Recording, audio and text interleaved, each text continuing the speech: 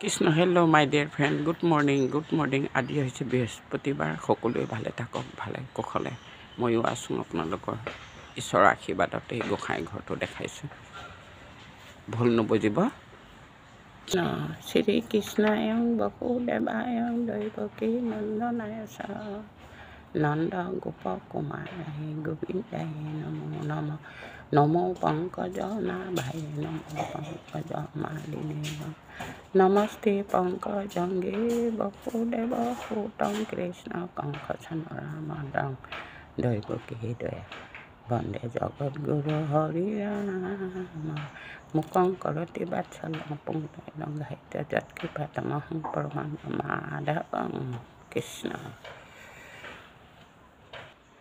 এই ৰাতিপুৱাতে লাল চাহ খাবলৈ লৈছোঁ, আপোনালোকেও খাব। টোপনি মোচ ভাঙিব, সুস্তি দূৰ হ'ব, কাম কৰিবলৈ সুবিধা পাব। আৰু ইমানে ক'লোঁ। আৰু এই নাতিটোৰ কাৰণে এয়া পুৰি আলু বনালোঁ, টিফিন সজাই দিওঁ গৰমত। চাপ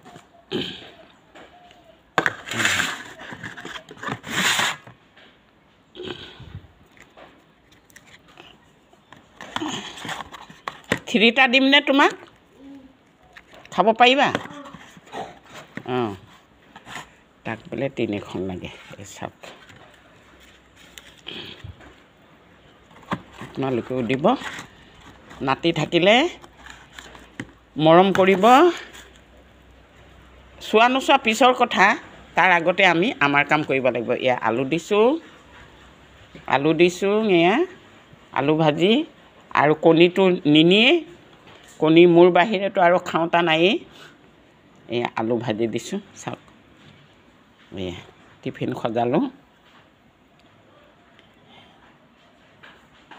গাঁৱতো মিটিং আছে, যাব লাগে। এই নাতিটোক স্কুলত যোৱালৈ ৰখি আছোঁ। এই বিহুৰ আগে আগে কিছুমান ভেজাল থাকে যে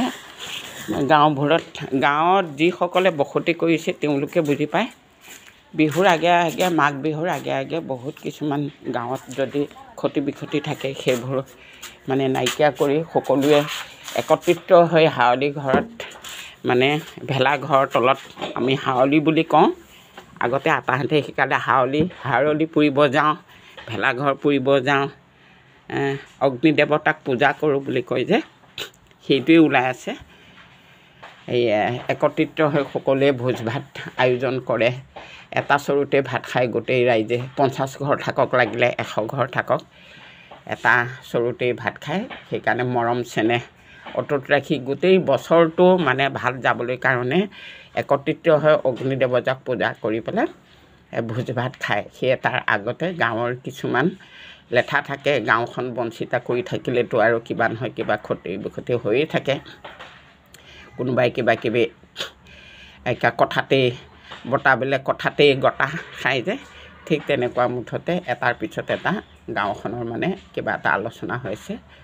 মানে যোনে যোনে যাৰ যাৰ ঘৰত কিবা এটা হৈ আছে, তেওঁলোকে ৰাইজ গোটাই পেলাই ৰাইজৰ ওচৰত ক্ষমা ভিক্ষা মাগে যে আমাৰ ভুল হ'ল, তামোল পাণ এডৰা লৈ অৰিহণা লৈ পেলাই তেওঁলোকে ৰাইজৰ আগত শৰণাপন্ন হয় আৰু ৰাইজে আঁকোৱালি লয় আৰু একেলগে ভোজ ভাত খাবলৈ হাৱলি থলত সকলোৱে একত্ৰিত হ'বলৈ কাৰণে আনন্দৰে খায়। আৰু সেইকাৰণে আজিও এখন গাঁৱত মিটিং আকাৰেই বহিব এঘৰত। গৈছা যে ৰাস্তা ভালদৰে পাৰ হ'বা, পলাই গ'লে নহয় দেই, ৰাস্তা ভালদৰে পাৰ হ'বা, আৰু পঢ়াত ধ্যান দিবা, ইটো সিটো কৰি নাথাকিবা, ফটোৱা কৰি নাথাকিবা, গৈ থাকা। নাতি গ'ল, এতিয়া মোৰ কাম।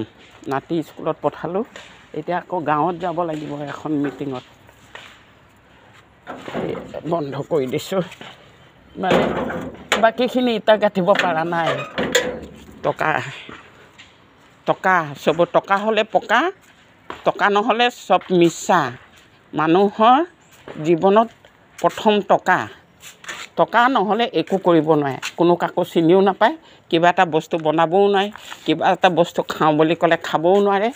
এই টকা পইচা থাকিলেহে দোকানীয়ে বস্তু দিব, আৰু টকা পইচা নহ'লে আৰু মানে খেন নিচিনা যায়, ফেঁচা নিচিনা ঘৰলৈ উভতি অহা হয়। টকা এইটো মেইন বস্তু।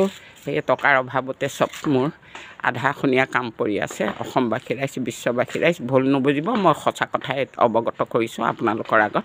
Tata bye bye, thank you. Krishna Krishna. এতিয়া মোৰ মুখখন নেদেখোঁ।